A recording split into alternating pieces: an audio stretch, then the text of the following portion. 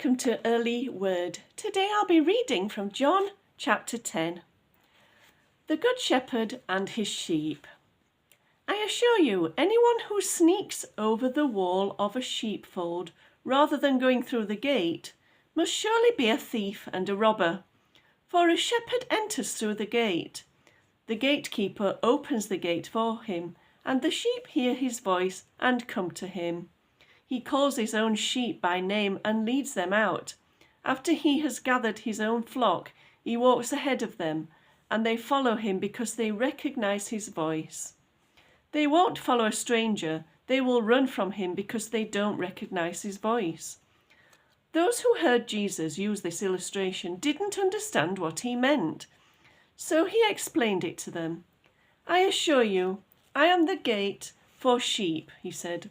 All others who came before me were thieves and robbers, but the true sheep did not listen to them.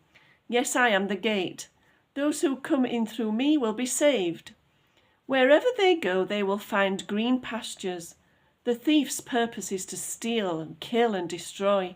My purpose is to give life in all its fullness. I am the Good Shepherd. The Good Shepherd lays down his life for his sheep. A hired hand will run when he sees a wolf coming. He will leave the sheep because they aren't his, and he isn't their shepherd. And so the wolf attacks them and scatters the flock. The hired hand runs away because he is merely hired and has no real concern for the sheep. I am the Good Shepherd. I know my own sheep, and they know me, just as my Father knows me, and I know the Father. And I lay down my life for the sheep. I have other sheep too that are not in this sheepfold. I must bring them also, and they will listen to my voice, and they will be one flock with one shepherd. The Father loves me because I lay down my life that I may have it back again. No one can take my life from me. I lay down my life voluntarily, for I have the right to lay it down when I want to, and also the power to take it again, for my Father has given me this command. When he said these things to the people, they were again divided in their opinions about him. Some of them said, "He has a demon," or "He's crazy. Why listen to a man like that?" Others said, "This doesn't sound like a man possessed by a demon. Can a demon open the eyes of the blind?"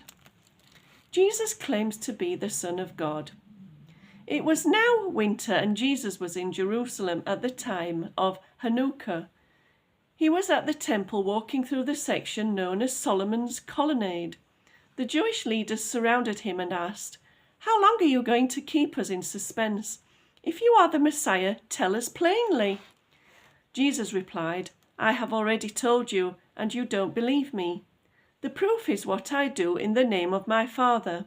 But you don't believe me because you are not part of my flock. My sheep recognize my voice.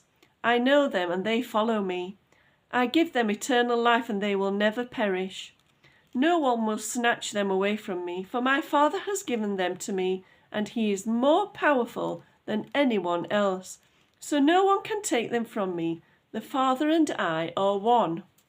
Once again the Jewish leaders picked up stones to kill him. Jesus said, "At my Father's direction I have done many things to help the people. For which one of these good deeds are you killing me?" They replied, "Not for any good work, but for the blasphemy, because you are a mere man, have made yourself God." Jesus replied, "It is written in your own law that God said to certain leaders of the people, 'I say you are gods,' and you know that the scriptures cannot be altered. So if those people who received God's message were called gods, why do you call it blasphemy? When the Holy One, who has sent me into the world by the Father, says, 'I am the Son of God.' Don't believe me unless I carry out my Father's work. But if I do his work, believe in what I have done. Even if you don't believe me, then you will realize that the Father is in me, and I am in the Father." Once again they tried to arrest him, but he got away and left them. He went beyond the Jordan River to stay near the place where John was first baptizing, and many followed him.